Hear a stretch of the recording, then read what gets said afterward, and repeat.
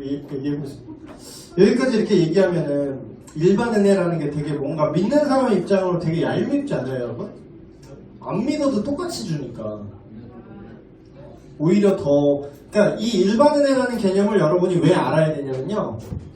이게 죄와 고통의 문제에 대해서 이런 이해가 없으면 설명이 안 돼요. 안 믿는 놈을 왜 잘 되게 하니? 이게 설명이 안 되잖아. 나는 믿는데 왜 나는? 그러니까 결국 또 기브 앤 테이크로 이렇게 생각을 하게 된다니까, 사람들이.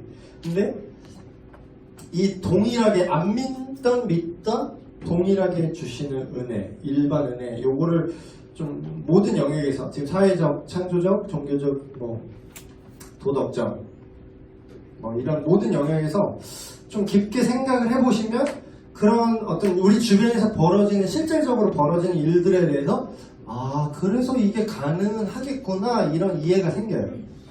근데 이제 여기서부터 이제 우리가 그나마 좀 이제 위로라면 위로랄까? 근데 문제는 일반 은혜는 사람을 구원하지를 못해요. 일반 은혜가 갖는 결정적인 한계는 뭐냐면 이거를 아무리 베풀어 줘도요 사람들한테 진정한 회개를 불러일으킬 수가 없어요. 아까 제가 방금 전에 얘기한 주제가 그거였잖아요. 왜 사람들은 복을 받고 뭔가 잘 된다고 해서 하나님께 돌아오지 않는가? 오히려 뭔가 좀 어려움이 있고 그럼에도 불구하고 겨우 막 죽을 둥 살 둥 이렇게 살려놔야 그제서야 뭔가 이렇게 찾게 되고 하나님께로 돌아올 수 있는, 회개할 수 있는 어떤 그런 계기가 왜 생길 수 있는가, 그런 거죠. 예를 들면 그럴게요. 만약에 일반 은혜만 계속 베풀면 어떤 일이 있냐면 일반 은혜가 갖는 한계를 예를 들면 이런 거예요. 여러분 하나님이 그냥 베풀어 주잖아요. 솔직히 그냥 하나님이 그냥 아무 대가 없이 주는 거잖아요.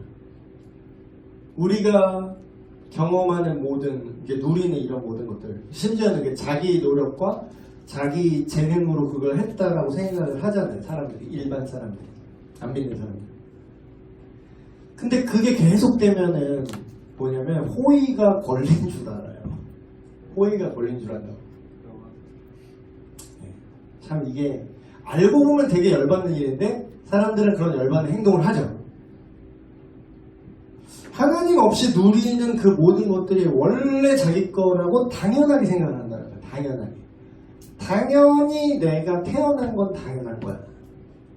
우리 부모가 낳아준 건 감사한데 신께 감사하진 않아. 그럼 네 부모는 누가 낳냐?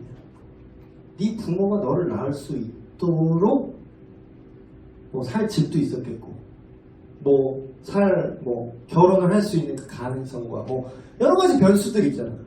근데 네가 뭔데 그걸 특정지어서 원래 당연하다고 말할 수 있는 거지? 하나님 입장을 거꾸로 생각을 해보자는 거예요. 이런 식으로 좀 생각을 해보면 하나님 안 믿는다고 우리를 지옥에 보내네 어쩌네, 그런 신이 이기적이니 어쩌네, 이런 입장을 바꿔서 생각을 해보라는 거예요. 내가 값없이 베풀어준 일반 은혜가 넘치도록 베풀어줬는데 니들은 그걸 당연하게 여기네. 그냥 부모가 돼보면 좀 알 것 같아. 맡겨놨어. 맡겨놨어. 그러니까 내가 너를 사랑해서 해주긴 해주는데 좀 태도가 영 껄쩍지근하다, 아들. 그래서 서운할 때, 부모들이 서운할 때 그런 게 있어요. 그래서 어쩌다가 그럴 수도 있잖아. 야, 아들 물 한 번 좀 떠나줘. 할 수도 있잖아요. 근데 왜 날 소를 왜 날 내가 노예야 이래. 그러면 이제 저희 아내가 거꾸로 그럼 나는 네 노예냐 막 이래. 나는 네 노예네 그러면 난 너 밥 차려주고 너 다 해줘. 재워주고 깨워주고 옷 입히고 씻기고 밥 해주고 너 밥하고 네 밥 먹고 설거지하고 내가 네 노예야 막 이러면서 무슨 짓을. 이거 보면 안 돼. 나 이거 이때 나 금요일날 촬영하는 줄 알고. 편집하기 힘든데. 이럴 수 있잖아요. 충분히 사람인데 우리 다 이렇잖아요. 우리 우리 아내가 특별히 악한 건 아니고요. 뒤늦게 포장하는 거. 아니 그러니까 어이가 없잖아. 그러니까 당연하다고 생각하는 거. 부모가 너희한테 해주는 거는 당연한 거고, 너희는 뭐 그냥 뭐 물 한 잔 떠들 수 있는 뭐 그게 뭘 노예 짓이라고 뭐 그렇게 막 얘기하면은 이 부모들은 지금 다 완전 동의하죠. 이게 어떤 빡침인지. 200% 공감하실 거예요, 진짜. 내가 네 노예다 이러잖아. 근데 이제 이게 호의가 계속되면 권리인 줄 안다는 게 이런 거예요. 일반 은혜가 어느 정도는 죄를 억제시킬 수 있어요. 일반 은혜가. 그러나 궁극적으로 죄를 향해 달려가고자 하는 인간의 그 죄성을 제어하지 못합니다. 일반 은혜로도. 일반 은혜를 아무리 베풀어줘도 하나님께 회개하지 않아요. 결국 돌아오지 않아요. 그냥 원래 자기 건 줄 알아. 그냥 그걸 누리고 그냥 하나님 없다라고 해요. 내가 내 인생의 주인이라고 해요. 그게 일반 은혜가 갖는 한계예요. 아무리 일반 은혜에 의해서 선한 행동을 하고 자기 양심으로 선하게 살았을지라도 하나님한테 아무런 할 말이 없는 이유가 근본적으로 너는 배은망덕하거든요. 일단 인간이 그 어떤 인간도 100% 깔끔하게 죄 안 짓고 살 수 없을 뿐더러 설령 그게 가능하다 할지라도 근본적으로 죄인일 수밖에 없는 이유는 누구한테 배은망덕한 거냐 이거죠. 하나님이 집주인인 걸 인정을 안 하잖아. 일단 네 인생의 삶의 주인이라는 걸 인정 안 하고 지 멋대로 살고 마치 부모가 이렇게 있어서 했는데 나는 그냥 태어났는데 당신 누구예요? 그냥 나한테 줄 거나 주시죠. 밥이나 차려 주시지. 이러면 얼마나 화가 날까 부모가.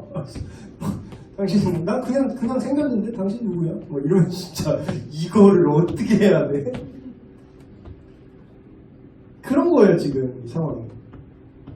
그래서 때로는 심지어는 이래요. 비신자가 안 믿는 사람이 믿는 사람보다 더 많은 일반 은혜를 누릴 수도 있어요. 실제로 그런 모습들도 있고. 안 믿는다고 아까 얘기랑 똑같은 거예요. 그런 안 믿는데 탁월한 사람들이 없어요? 안 믿는데 더 오히려 더 주일날 교회 안 나오고 더 열심히 할 수도 있잖아. 물리적으로 시간이라는 게 있는데 여기 드린 시간이 다른데 더 똑똑하고 더 창조적이고 더 이 세상을 잘 즐기기 위해 더 큰 물질적 복을 누리는 사람이 있어요 없어요? 있잖아. 근데 거짓말하면 안 되지. 막 그런 걸 막 괜히 막 우리끼리 막 눈 가리고 하고 막 정신승리 막 아니야 아닐 거야 막. 하나님이 더 크게 채워주실 거야. 그래서 순교하면 그러니까 억울한 거잖아. 그러니까 순교하기 싫잖아. 왜냐면 이 땅에서 내가 본전 못 뽑고 죽는 게 아깝잖아. 그 마인드로 가면은 일반 은혜만이 모든 거라고 생각하면 우리 억울해서 못 살아요. 인생. 믿는 사람들 억울해서 못 살아요. 그래서 하나님은 공의의 하나님이시기 때문에 공부하지 않은 신학생보다 공부 열심히 하는 불교 신자가 더 높은 학업 성취를 얻는 게 공평한 거고 그게 일반 원리고 일반 은혜라는 거예요. 그리고 이 맥락으로 제가 별로 개인적으로 좀 이분의 글에 다 동의하진 않는데 이건 진짜 맞는 얘기다 해서 제가 여기다 그대로 그 글을 인용했어요. 그 허린 교수님이라는 분인데 그 장신대 예배 찬양 사역 대학원 발음도 어려워. 거기에 서울 장신대 거기 교수님이에요. 이분이 피아노 전공하신 분인 것 같은데 이분이 자기 그 담벼락에 글을 하나 썼는데 그게 너무 와닿는 거야. 일반 은혜의 관점에서 이게 너무 와닿아서 제가 그대로 인용을 해봤습니다. 이분이 이렇게 쓴 거예요. 교회 음악이 발전하지 않는 이유 중 하나는 반주자들의 준비와 연습 부족이다. 음악보다 중심이 중요하지. 이런 말을 되게 교회 안에서 많이 하죠. 실제로 많이 들어보지 않았어요? 물론 저는 안 그래요. 연습하라 그래요 저는. 연습 좀 하세요. 근데 상처받을까 말 못해. 속마음은 이거야 나도. 연습 좀 해라 진짜. 불협나는 거 좀 봐라. 막 이러면서 속으로는 그렇게 생각하지만 제가 겉으로는 말하지 못하고 있어요. 그래서 이제 보통 그렇게 많이 얘기하잖아요. 교회 안에서 음악보다 중심이 중요하지. 중심을 보신 하나님. 근데 그 말은 반만 맞다라는 거야. 내 속이 후련했는데 이 얘기를 보면서. 그래서 뭐라고 하냐면 공과 준비하는 사람, 예를 들면 설교 준비하는 목사일 수도 있고, 그런 것들은 준비보다 진심이 중요하다는 말은 안 하지 않냐. 목사님 진심이 중요하니까 설교 본문 근거 개판으로 얘기하셔도 돼요. 중심이 중요하니까. 그렇게 얘기 안 하잖아요.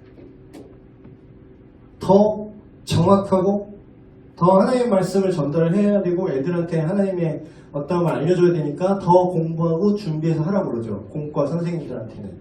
목사님한테는 요구되는 게 중심이 아니라 실력, 중심은 당연한 거고 중심 없으면 하지 말아야지. 그건 너무 당연한 얘기고. 근데 중심만 있으면 된다는 말을 하지 않고 그래서도 안 된다는 거지. 중심만 있으면 안 된다는 거. 그러면서 왜 반주 연습을 고민하면 그것보다 진심이 중요하다고 생각하는지. 연습은 진심이 있고 없고의 문제 이전에 그냥 상식이다. 준비 없는 진심은 어딘가 어색하다. 준비에는 존중의 의미가 담겨있다. 고상한 영성과 상식이 반비례하는 경우가 많다. 진심이 중요하네. 진심이 중요하네 해도 여기서 내가 뼈 맞았어. 진짜 이게 팩트 제대로. 중심이 중요하다. 교회에서 찬양팀 연습할 땐 중심 중요하네. 중심 중요하면서 대충 하고 넘어가도 어떻게 한다고요? 자기 앨범 작업은 연주력 좋은 사람과 엄청 겁나 편곡 때린 다음에 막 기깔나게 앨범 자켓 디자인하고 음악적으로 하지 않냐. 중심적으로 안 하고. 예배에선 절대 볼 수 없었던 깊이와 디테일도. 그러면서 마지막 뼈 때리는 한마디. 앨범에는 내 이름이 걸려있거든. 그럼 뭐예요? 말로는 중심이 중요하다고 말하지만 실상은 뭐예요? 내 이름보다 못하다는 거지. 그러니까 저도 이게 되게, 근데 물론 이 말에 100% 동의하는 건 아니에요. 실질적인 예배 환경에서 자기 앨범 준비하듯이 매주일 예배 찬양을 어떻게 준비를 해? 앨범 1년 동안 준비했는데 뭐 일주일에 매주 예배했는데 1년 동안 연습해서 이게 한번 이번 예배야 막 이러면서 이번 시즌 한 번이야 내 영혼을 걸었어. 그러면 그 예배 진짜 기가 나겠다. 겁나 베토벤이겠다. 칸타타 완성했어. 섹션 겁나 칼 따따따따 화성 하면서 천사의 목소리야 막. 그러니까 이게 이상이라는 건 저도 알아요. 근데 이제 지금 당장 완벽하게 하라는 게 아니라 그거를 합리화하면서 중심이 중요하지 연습이 중요하지 않아. 이 이분법이 옳지 않다라는 뼈 때리는 말이라서. 신목사의 결론입니다. 구원의 은혜를 경험한 사람은 마음이 새롭게 돼서 모든 일을 할 때 주님께 하듯 하게 되며 그 결과 일반 은혜의 방법론으로 탁월함에 이르게 된다. 예를 들면 청교도 신앙이 그런 거예요. 청교도 신앙이 뭐냐면 모든 걸 주께 하듯 하는 거예요. 그러니까 모든 직업이 다 막 내가 세계 최고의 살인청법자가 될 거예요 주님 이것만 아니라면 진짜 그 자체로 악한 직업이 아니라면 내가 구두를 닦아 내가 빵을 만드는데 이게 빵 만드는 것 자체는 뭐 예배라고 보이지 않잖아요. 근데 주님께 하듯이 만드는 거야. 여기서 화학 조미료 안 넣고 딱 만들었는데 겁나 맛이 없네. 이 빵을 하나 예수님 드시라고 내가 줄 수 있을까? 아니지.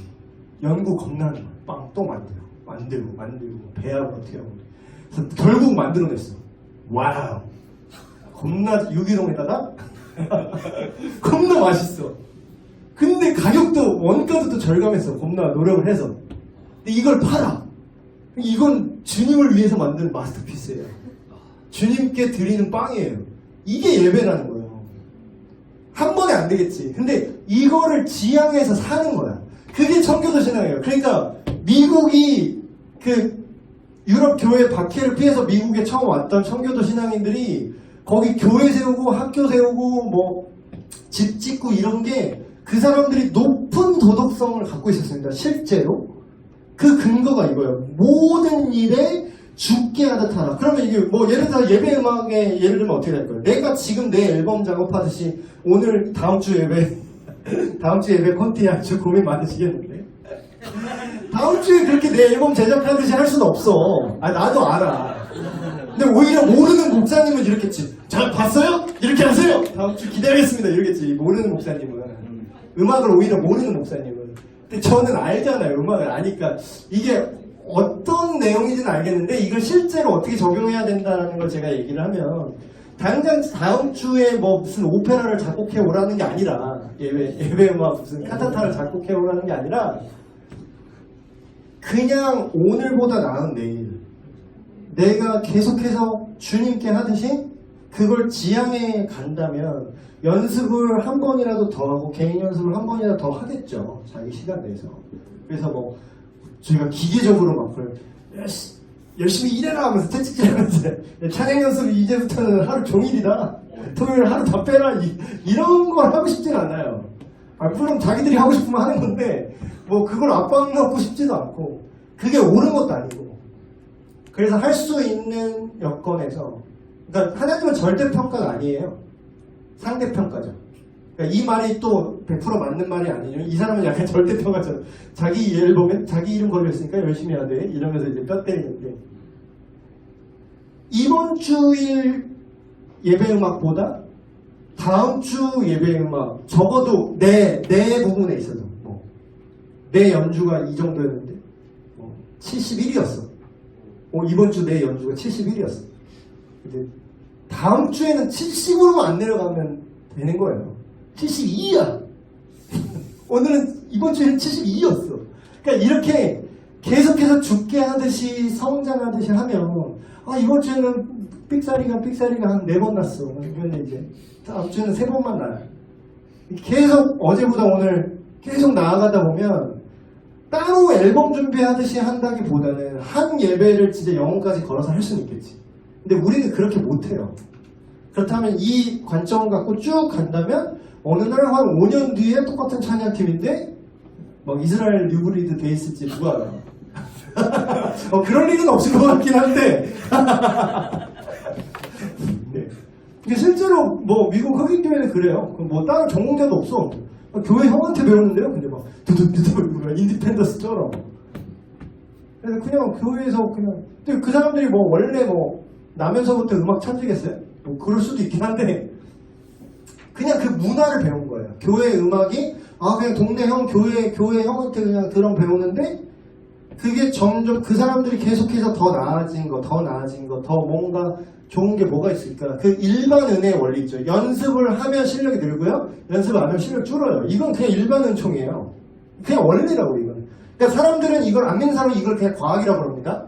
그냥 팩트라고 그러고 이게 사실이라고 합니다. 우리 믿는 사람은 일반 원리, 하나님의 일반 원리. 근데 일반 원리만 있지 않고 초자연적인 특별 예외가 언제나 있죠. 예외가. 근데 그 예외의 모든 걸 걸면 안 되는 거지.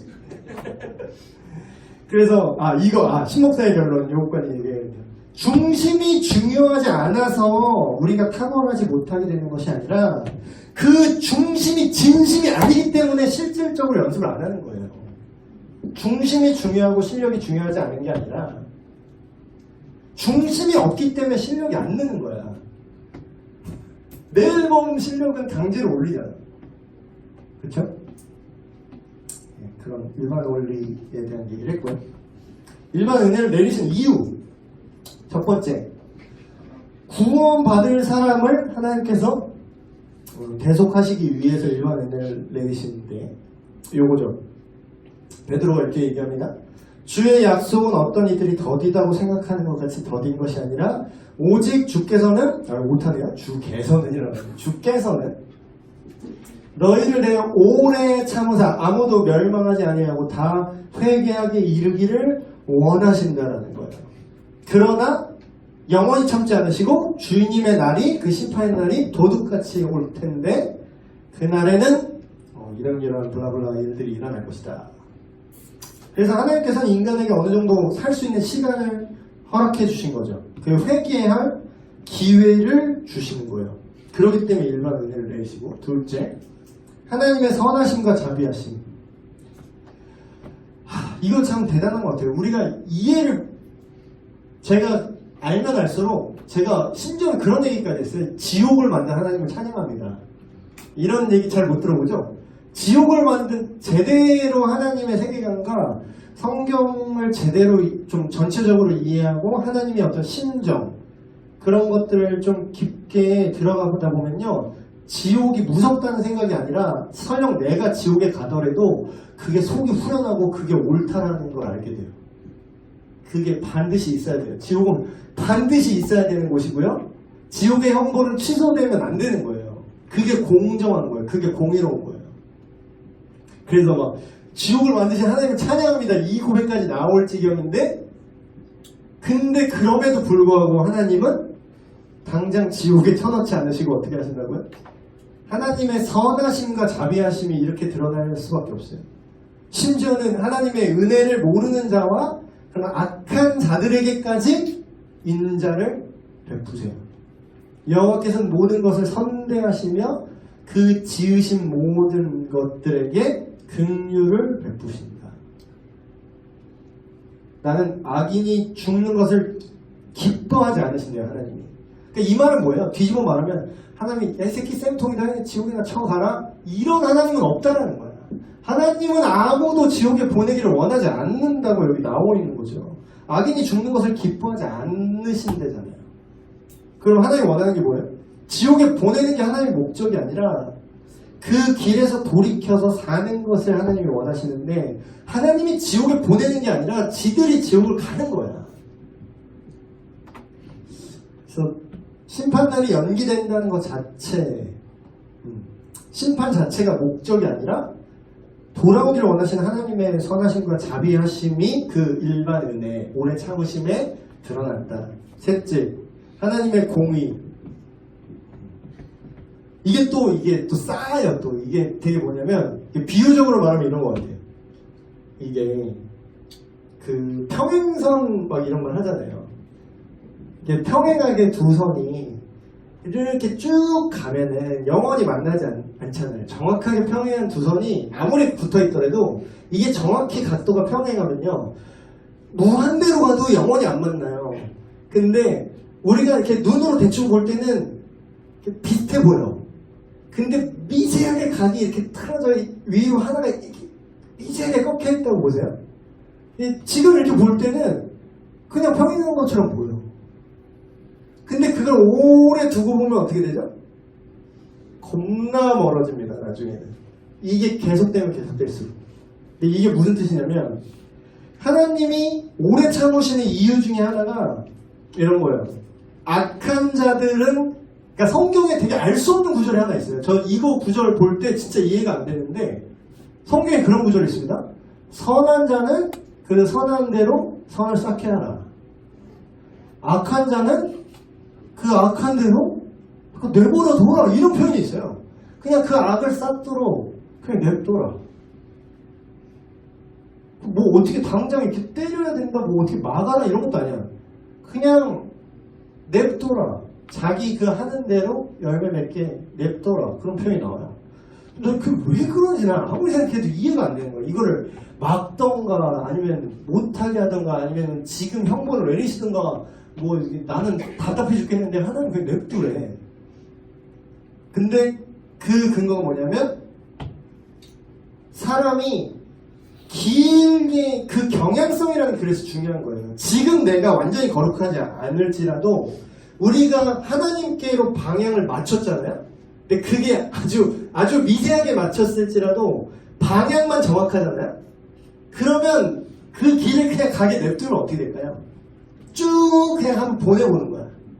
그러면 경향성을 하나님을 향하고 하나님께로 어떻게든 가고자 하는 자는 결국은 그 방향으로 가게 돼 있고요.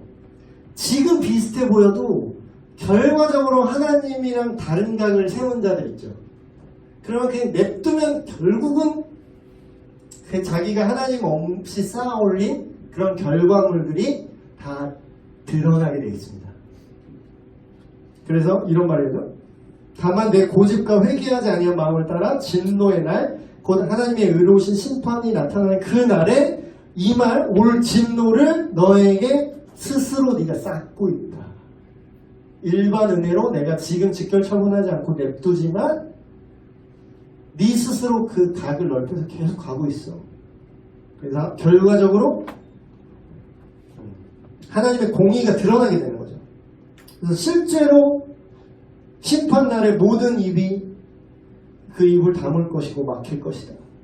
그 마지막 날에는 그 누구도 하나님이 심판하시는 게, 지옥에 보내시는 게 불의하다고 항변할 수 없을 것이다. 이게 무슨 뜻이냐면 단순히 독재자처럼 힘으로 입을 막고 이렇게 억눌러서 너 지옥에 보낼 거야 그래서 어거지 쓰는 게 아니라 입이 10개라도 할 말이 없을 거라는 거지.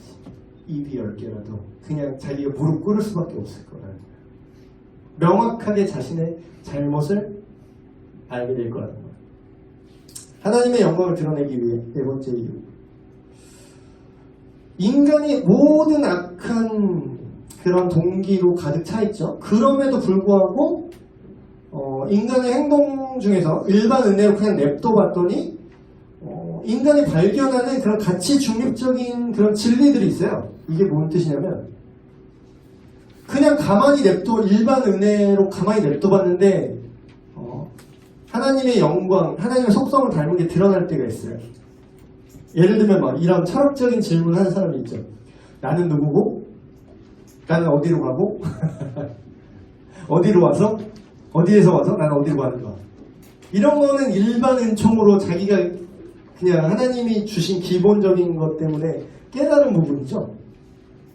그리고 또 예를 들면 이런 거죠. 예수님을 안 믿는 일반 은총 안에 있는 사람들도요, 사랑이 좋은 거라는 걸 어렴풋이 알아요.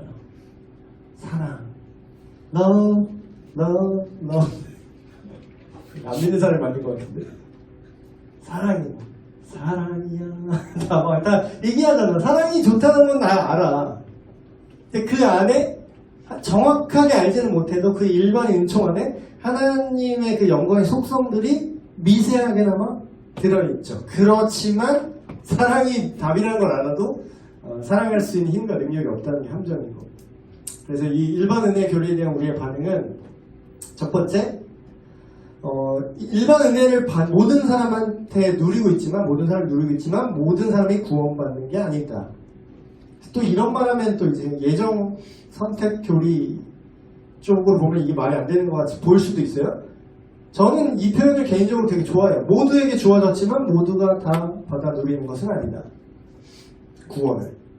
근데 어떤 이제 장로교, 아주 보수적인 장로교 그 교리에서는 모두에게 주어진 게 아니다라고 말하죠. 그냥 선택받은 거다. 그래서 사실 다음 주에 18과가 선택 교리인데 여기는 이제 이 이제 저자가 주 교재 그 저자가 이제 장로교 웨스트민스터 쪽이시라서 정통적인 장로교 교리의 선택론을 이제 강의를 하고 있어요. 근데 저는 지금도 고민되는 게 이거를 그냥 말하기에는 초교파의 장점이 없는 것 같아. 그러니까 우리가 장로교단은 아니잖아요. 그래서 장로교의 신학 해석을 뭐 얘기해 줄 수는 있는데 그것만이 맞다라고 말하기는 좀 그래서 그거를 제가 지금 고민 중이에요. 그거를 스킵을 할까 아니면 그냥 좀 이 얘기도 하고 이 얘기도 해서 좀 이렇게 더 종합적으로 생각을 하게 만들어야 될까 지금 고민 중인데. 그래서 예정 선택이 맞냐? 그게 아니라 노노라고 써놓고 보는 각도의 차이일 수 있다. 그래서 선택된 자에게 복음을 믿게 하시는 건가? 네. 복음을 믿는 자를 구원하시기로 선택한 것인가? 이게 되게 헷갈리죠. 안 하는 거 어다는 거예요? 앞의 명제는 정통 장로교 교리입니다. 뒤의 명제는 굳이 말하면 감리교 교리예요. 앞에는 선택된 자에게 복음을 믿게 하신다. 뒤의 명제는 복음을 믿는 자를 구원하시기로 선택하셨다. 내가 볼 때 이거 앞뒤 서로 관계의 문제인데 제가 누누이 얘기하잖아요. 하나님이 시간 속에 있는 존재가 아니라고. 근데 우리는 선후 관계를 이걸 이해하려다 보니까 장로 선택이 맞다, 예정이 맞다 이렇게 싸우지만 내가 볼 때 이거는 그냥 부질없는 얘기 같아요. 그래서 어쨌든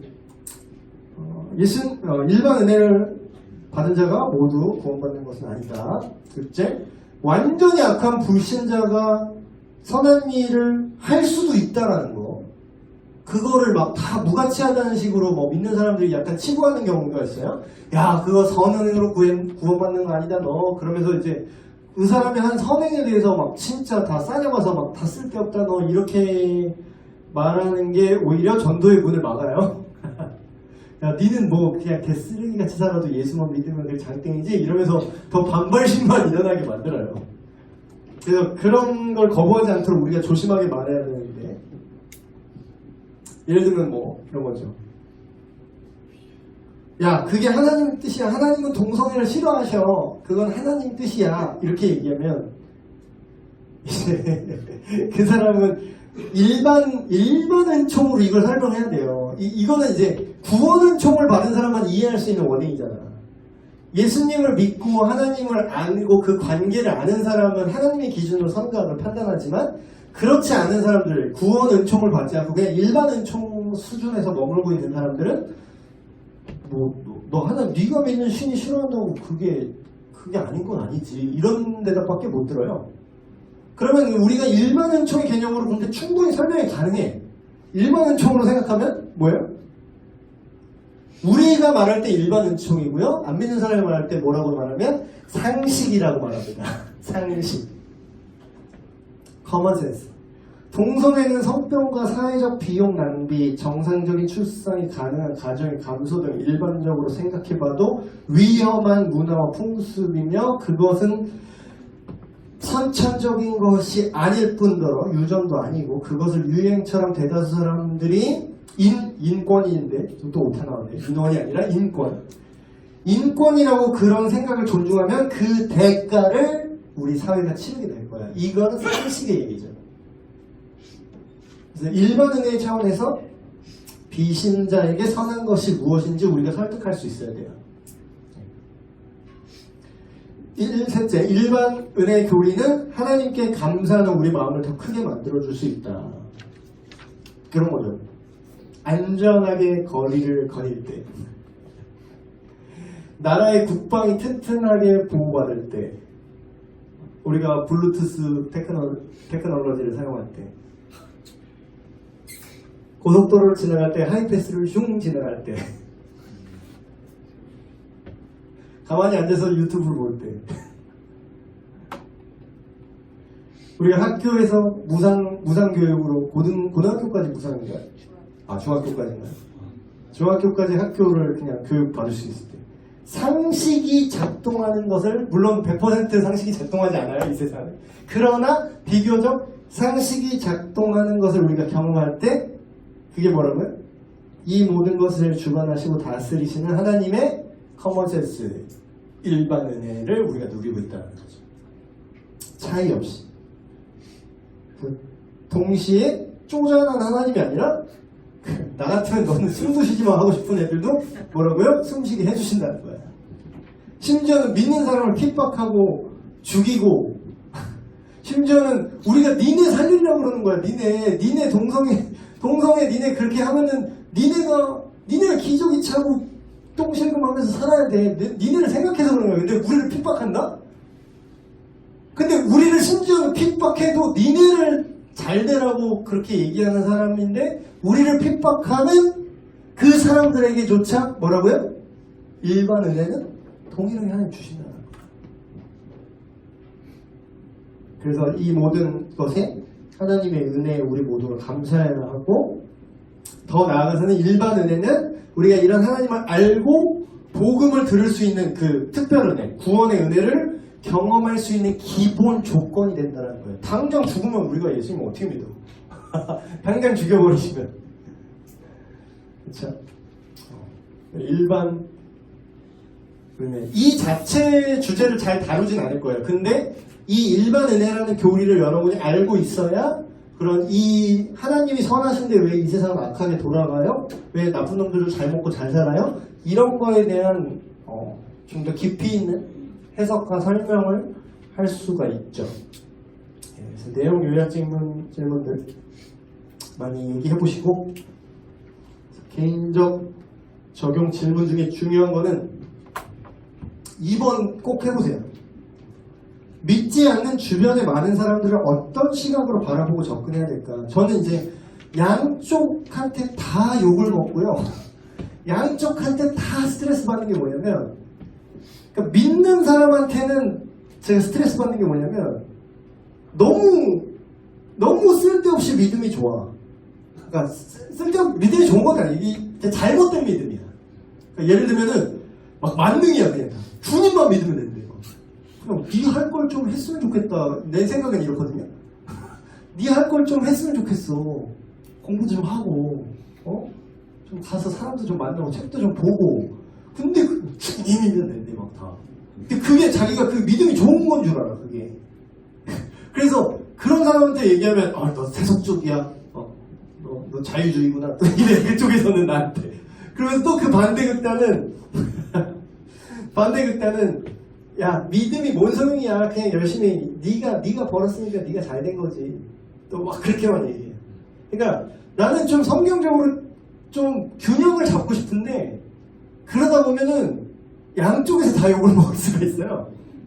그래서 이게 참 우리가 믿지 않는 주변의 사람들 내지는 자칭 너무 믿음이 좋아서 오히려 문제인 분들, 그런 분들을 우리가 주변에서 볼 때에 그런 분들에게 우리가 어떻게 접근을 하고 어떠한 교리적 배경으로 이 현상들을 설명하면서 바른 믿음으로, 바른 생각으로 그 사람들의 삶의 방향을 좀 이렇게 지도까지는 아니더라도 이렇게 좀 볼 수 있게 해줄 수 있을까? 그런 것들 여러분 고민하셔야 돼요. 맨날 교회만 다니고 막 교회 용어만 쓰면 안 돼. 그럼 되어졌어요. 우리 행합시다. 이런 말 하지 마 제발. 그런 말 안 써요 일반인들. 일반인들이 믿지 않는 일반인들이 어떤 시각으로 바라보고 어떤 시각으로 성경을 보고 어떤 시각으로 사회 현상을 보는지를 우리가 알고, 그러니까 우리 내부적인 그런 표현을 쓰지 말라는 게 그게 주제가 아니라 그런 거에 매몰되지 말라는 거예요. 그러면 단절돼요. 그냥 교회에 그냥 이렇게 되는 거야. 교회 다니는 애. 근데 우리는 교회 다니는 애가 되는 게 아니라 세상 속에 있는데 뭔가 모르게 되게 특이한데 뭔가 나이스한 애가 돼야 돼요. 우리의 실력으로는 그게 안 되고 예수를 믿는다는 예수님의 그 가치, 예수님이 제시하신 뭐가 선하고 뭐가 옳은 것인지, 그게 일반 은혜로, 일반 커먼 센스로 얘기를 해도 그게 컨버팅이 되는 부분이 있어요. 예를 들면 이게 왜 나쁜 건지, 낙태가 상식적으로 왜 이게 안 좋은 건지 이거를 설명이 가능하다니까, 일반 총의 언어로. 그거는 효용성의 문제야. 그게 효율이야. 그러면 야, 너 새 쌍둥이 임신했는데 그러면 야, 그러다 낳다가 너 죽으면 어떡해. 그거는 효율적이지 못해. 우리가 효율대로 살면은 다 고려장 해야지. 효율대로 살면 애새끼들 다 그냥 다 팔아치워야지. 우리 인생이 효율대로 삽니까? 그러니까 이런 커먼센스, 하나님이 우리에게 주신 그 양심, 그게 일반 은총이라고요. 그거 안에서 컨버팅해서 충분히 얘기가 가능해요. 근데 우리가 그냥 내 생각에 믿음은 그냥 되게 뜬구름 잡는 주님께 순종해야 돼. 그게 정확히 뭔지도 몰라 막상. 너 그러면 안 된다. 주님 뜻 아니야 그거. 이러면은 그들은 그냥 다음 또라이 저리 가시고요. 다음 광신도 이러고 끝나.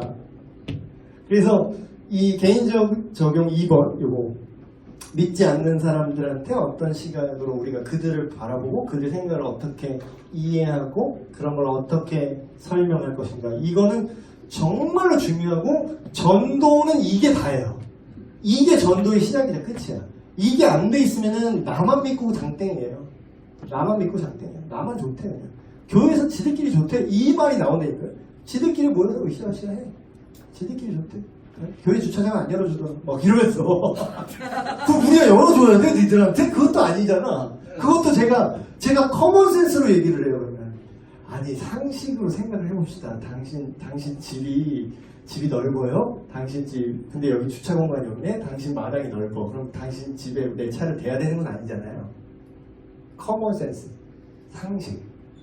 그래서 일반 은총은 쉽게 얘기하면 상식의 문제다. 상식적으로 우리에게 베풀어 주신 모든 메커니즘이다.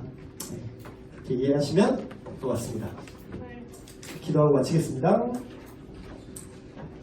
하나님 아버지, 악한 자에게나 선한 자에게나 주님을 아는 자에게나 모르는 자 모두에게 베풀어 주시는 그 값없는 은혜, 그 놀라우신 그 사랑을 우리가 다시 한번 깨달아 알게 하여 주시옵소서. 우리가 누리고 경험하는 모든 것들, 그리고 우리가 노력하면 결과를 얻을 수 있는 그 하나님의 그 일반 은총을 우리가 무시하거나 그걸 경시하지 않게 하시고, 또한 그 일반 은총 안에서 하나님의 놀라운 구원의 은혜를 발견하게 하셔서 이 땅을 살아가는 하나님을 알지 못하는 많은 사람들에게 그 다리가 되어 하나님께로 이끌 수 있는 놀라운 기회로 우리를 성장시켜 주시옵소서. 모든 말씀 우리 주 예수 그리스도의 이름으로 기도합니다. 아멘. 네, 마쳤습니다.